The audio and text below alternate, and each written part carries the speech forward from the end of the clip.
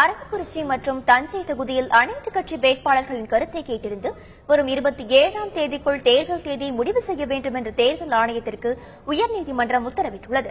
அரவக்குறிச்சி, தஞ்சை தொகுதிகளில் ஜூன் 13ஆம் தேதி தேர்தல் நடைபெறும் என்ற தேர்தல் ஆணையத்தின் அறிவிப்பை எதிர்த்து திமுகவின் சட்டப்பிரிவு செயலாளர் RS பாரதி தரப்பில் வழக்கு தொடரப்பட்டது. இந்த வழக்கு இன்று நீதிபதிகள் கல்யாண சுந்தரம், மகாதேவன் அமர்வு முன் விசாரணைக்கு வந்தது.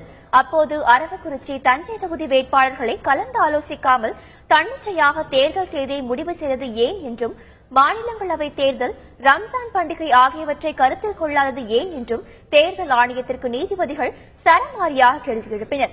இதற்கு ஜூன் 13ற்கு முன் தேர்தலை நடத்த இயலாது என்றும், தேர்தல் தேதியை மாற்ற முடியாது என்றும் தேர்தல் ஆணையம் தரப்பில் தெரிவிக்கப்பட்டுள்ளது. இதையடுத்து அரவக்குறிச்சி, தஞ்சை தொகுதிகளில் வேட்பாளர்களின் கருத்தை கேட்டு வரும் 27ஆம் தேதிக்குள் தேர்தல் தேதியை முடிவு செய்ய வேண்டும் என்றும் தேர்தல் ஆணையத்திற்கு உயர்நீதிமன்றம் உத்தரவிட்டுள்ளது. தேர்தல் கமிஷன் ஜூன் 1ஆம் தேதி வரை விசாரணை நடத்த வேண்டியிருக்கிறது என்று சொன்னார். அதனால் தாமதம் ஏற்படும் என்று சொன்னார்.